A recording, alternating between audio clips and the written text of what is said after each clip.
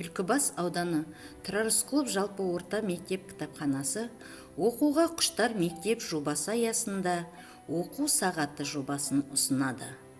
Мемлекет басшысы Қасым-Жомарт Тоқаевтың тапсырмасын жүзеге асыру, мектеп кітапханаларын қайта жаңғырту мен оқушыларды кітап оқуға баулу мақсатында республикалық оқуға құштар мектеп жобасы аясында балалардың оқуға құмарлығын, қызығушылығын ояту үшін оқу сағат жобасы мектебімізде үрдіс алуда.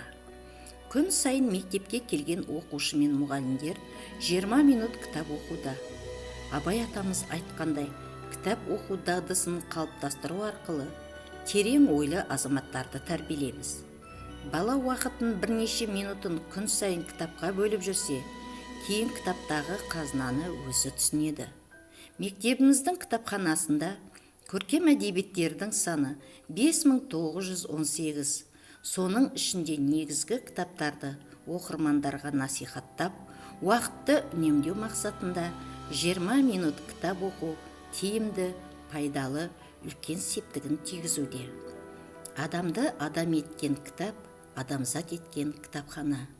Мен оқимын, сен де оқы.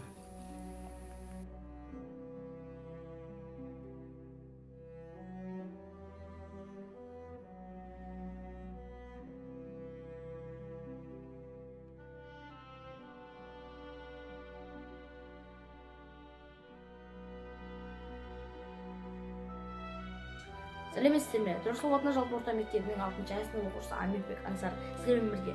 Достар, мен сіздерді бүгінгі роликте Қазақстанның тәуелсіздігіне орай, 30 жылдығына орай 30 кітап баспасы жобасын қарсы алып, осы эстафетаны бүкіл қазақ бауырларыма таратпақшымын. Достар, болашақтарың жарқын болсын десе, кітап оқыңыздар. Мысалға, мен осы 2020 жазылған мінекей Түлкібастың шынары деген кітапты оқып, осы кітапты талдадым. Тіпті біраз оқыған кітаптарында бар. Достар, неге бұны көрсетіп отырмын? Яғни бұл арасындағы ең өте мағыналы жазылған десем де болады. Көптеген мақал мәтелдер, ана жайлы, анаға құштарлық, Қайрат Айтбаев ағамыздың анаға деген құштарлығы осы кітаптың ішінде байқалады.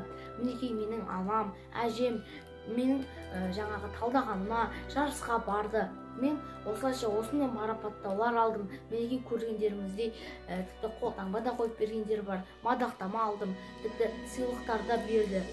Достар, мен сіздерді осылай кітап оқуға шақырамын. Достар, мен бұмен айтқым келіп тұр. Достар, кітап оқыңыздар. Кітап білім бұлағы, білім өмір шырағы. Осылайша сіздер өздеріңіздің білімдеріңізді дамытыңыздар. Ақылды болам десең, қазірден ойлан. Кітап оқы.